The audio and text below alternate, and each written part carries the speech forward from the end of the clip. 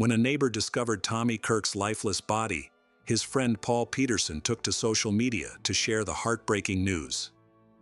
But that wasn't all. In his post, Peterson revealed a deeply tragic aspect of the actor's personal life. Tommy Kirk, once a shining star for Disney, had seemingly vanished from the spotlight. So, what led to his exit from the entertainment industry? From a young age, Tommy Kirk captivated audiences in some of Disney's most beloved films, yet his sudden departure left fans puzzled. The truth was, Tommy harbored a secret that, once uncovered by Disney, caused them to distance themselves from him. Born on December 10, 1941 in Louisville, Kentucky, Tommy grew up with three brothers and a family struggling to make ends meet. In search of better job prospects, Tommy's family relocated to California, unaware of how drastically this move would change their lives. Tommy's older brother, Joe, had a passion for acting and took Tommy along to an audition at the Pasadena Playhouse. Although Joe didn't land the role he wanted, an unexpected twist occurred. Tommy got the part. This seemingly random event set the stage for Tommy's future. His first role at the Pasadena Playhouse was minor and unpaid, but it caught the attention of an agent in the audience from the Gertz agency, who quickly signed him. Before long, Tommy transitioned from stage to screen, embarking on a journey toward stardom. Tommy's first television role came in an episode of TV Reader's Digest titled The Last of the Old-Time Shooting Sheriffs. While Joe pursued a career in dentistry, Tommy was on the fast track to fame. It wasn't long before Disney noticed his talent and invited him to join the Mickey Mouse Club, which had just launched. He landed the role of Joe Hardy in a series based on the popular Hardy Boys books, and the show quickly became a hit.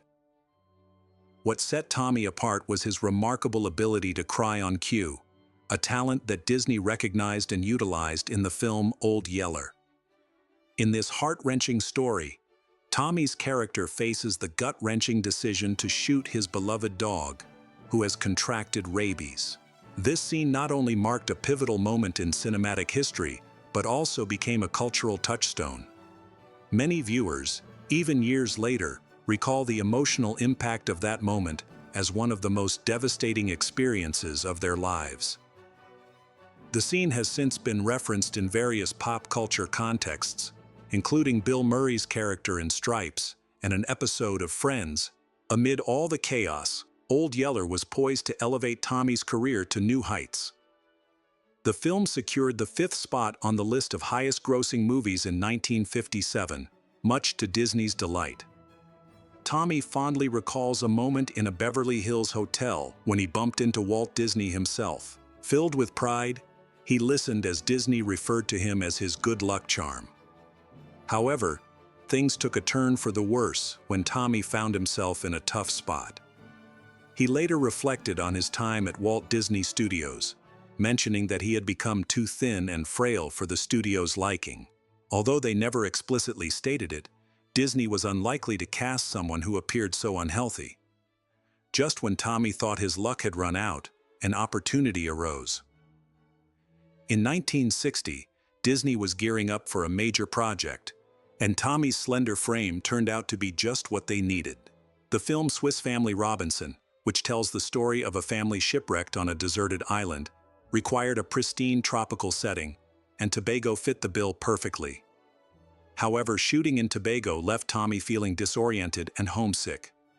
Surprisingly, he wasn't missing his family. Instead, he found himself longing for the vibrant nightlife of California. Nevertheless, he persevered and completed the film. So, why wasn't he missing his family? It appeared that Hollywood had become his new family. After all, he had played Fred MacMurray's son multiple times.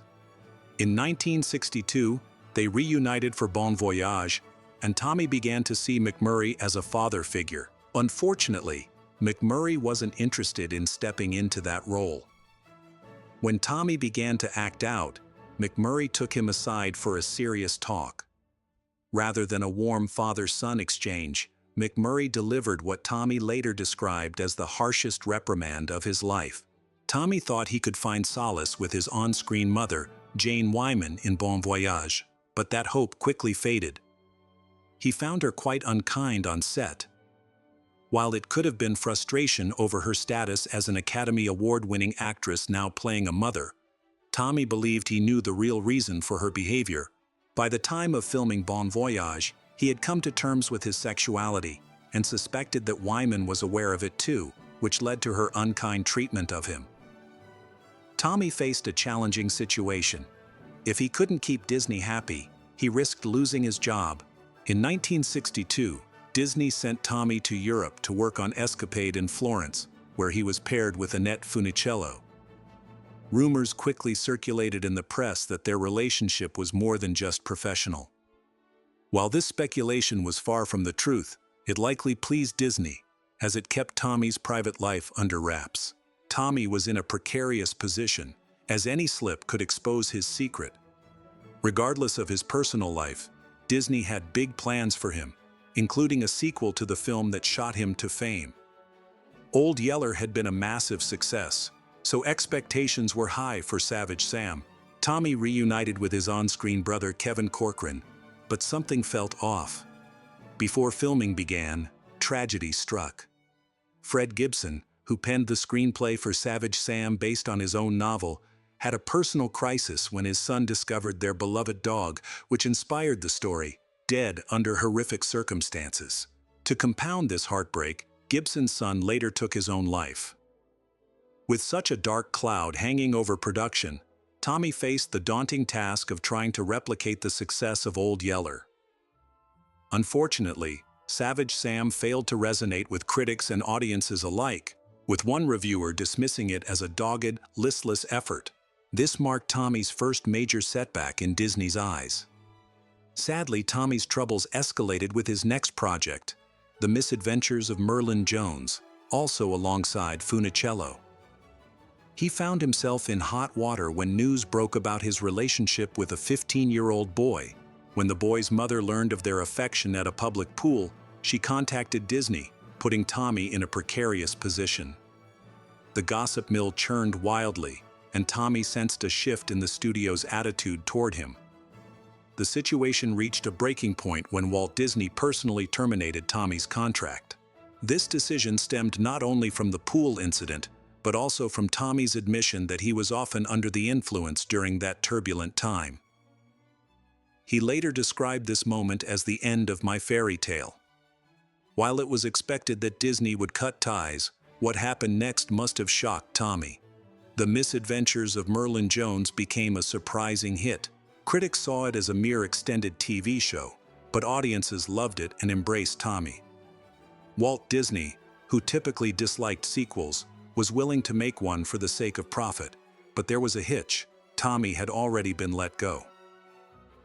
Despite his dismissal, Tommy had a knack for turning low-budget films into box office successes, as evidenced by The Monkey's Uncle. However, Disney's refusal to accept Tommy for who he was meant that his time there had come to an end. Though Disney didn't make a public announcement about his firing, the reality was clear: Tommy needed to find new opportunities. He turned to American International Pictures, where he reunited with Funicello for a teen film titled Pajama Party. Little did he know, this project would lead him into a world of bikini adventures.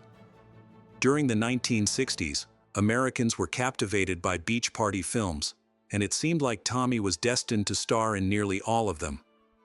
Titles like The Ghost in the Invisible Bikini, It's a Bikini World, and Catalina Caper showcased his appeal, drawing audiences and raking in profits for the studios. All Tommy needed to do was steer clear of trouble, but that proved to be a challenge. In 1964, while attending a Christmas party, police showed up and discovered that Tommy had marijuana in his possession. The situation escalated when they searched his car and found sedatives.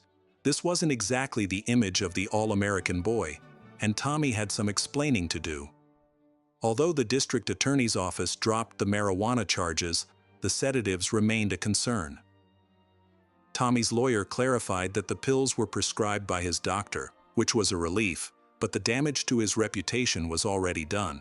Following the incident, Tommy lost his roles in 3 films: Wild Bikini, Beach Ball, and The Sons of Katie Elder.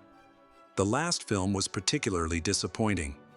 It starred John Wayne and could have marked a significant turning point in Tommy's career. Desperate for income, Tommy took on any role he could find. His manager was only focused on profits, so Tommy ended up in a series of forgettable films. Instead of using this time to reassess his career, Tommy made poor choices that ultimately led to a downward spiral. By the early 70s, he was struggling to find work and accepted a part in the low-budget film Blood of Ghastly Horror. Unfortunately, this film wasn't part of the Screen Actors Guild, which resulted in Tommy losing his SAG membership and making it even harder for him to secure roles in union productions. Realizing he had made a grave mistake, Tommy sought ways to cope, but his depression deepened and his drug use escalated into addiction. At one point, he nearly overdosed. With no acting offers coming in by 1973, Tommy found himself waiting tables just to get by. He attended acting classes at the Lee Strasberg Theater, but nothing seemed to change. He even worked as a chauffeur, often driving people who didn't recognize him as the star of Old Yeller. Hitting rock bottom, Tommy decided it was time to come clean. In a groundbreaking interview with John Marvin that year, he publicly acknowledged his sexuality, a risky move in an era when many Hollywood stars kept such matters private. Tommy knew this could spell the end of his career in Tinseltown, but he was ready to say goodbye to Hollywood. When Tommy stepped away from the spotlight, his film roles vanished completely. Seeking new opportunities, he turned to musical theater, returning to Kentucky to perform in productions like Hello, Dolly and Little Mary Sunshine. Gradually, film offers trickled back in, but they were far from the wholesome family films he was known for. In 1988, he took on a role in Streets of Death, a grim tale about two men making snuff films. As the only seasoned actor in the cast, his professionalism stood out. Reflecting on this experience, Tommy later described the film as a project born from good intentions. Unfortunately, his career seemed to stall, and as the new millennium approached, he found himself in a series of forgettable films. Titles like Billy Frankenstein and The Education of a Vampire likely don't ring a bell for many. There's a good reason for that. These were low-profile projects, and Tommy was desperately trying to stay relevant in the industry. Most people might feel disheartened by such a downturn, but Tommy remained resilient. In 1990, he candidly admitted to being broke. Yet, he maintained a positive outlook, launching a carpet cleaning business he proudly named Tommy Kirk's Carpet and Upholstery. He insisted he held no bitterness and lived without regrets, seemingly content to enjoy a quieter life. In 2006, Disney surprisingly chose to honor him as a Disney legend, seemingly forgetting their earlier split. Alongside co-stars like Tim Conine and Kevin Corcoran, who had played his brothers on screen, Tommy received this recognition. While one might think this honor would evoke mixed feelings, Tommy's reaction was unexpected. He expressed a desire for fans to remember his work with Disney, specifically mentioning Swiss Family Robinson and Old Yeller as the films he wanted them to associate with him. Tommy returned to his peaceful existence, only to discover that fans still remembered him fondly. In 2017, at 76, he made a surprising revelation during a radio interview, announcing that he identified as bisexual and had relationships with both men and women. Tragically, just 4 years later, he passed away. On September 28, 2021, a neighbor found his lifeless body in his Las Vegas apartment. He was 79 when Paul Peterson, a longtime friend and fellow child star, learned of Tommy's death. He took to social media to share the news with fans, stating, "Please know that Tommy Kirk loved you." However, Peterson also revealed a heartbreaking truth. Tommy had been estranged from his family, likely due to his choices in relationships. This estrangement may explain why Tommy cherished his on-screen family so deeply. In the end, Tommy truly discovered a sense of family. Kevin Corcoran, who played his on-screen brother in several films, fondly recalled Tommy as an incredibly talented individual. He mentioned that despite their playful banter throughout their careers, Tommy never held any resentment toward him. This dynamic sounds just like the classic sibling relationship, doesn't it? But that's not all. Tommy also connected with another familiar face from Old Yeller. In 1994, he reunited with Beverly Washburn, who portrayed his neighbor in the film, at a convention. It had been years since they last met, but their friendship blossomed anew. It's heartwarming to see how Tommy found a kind of family through his most beloved movie. If you enjoyed this story, give it a thumbs up and subscribe for more amazing content. Thanks for tuning in, and we'll catch you in the next video.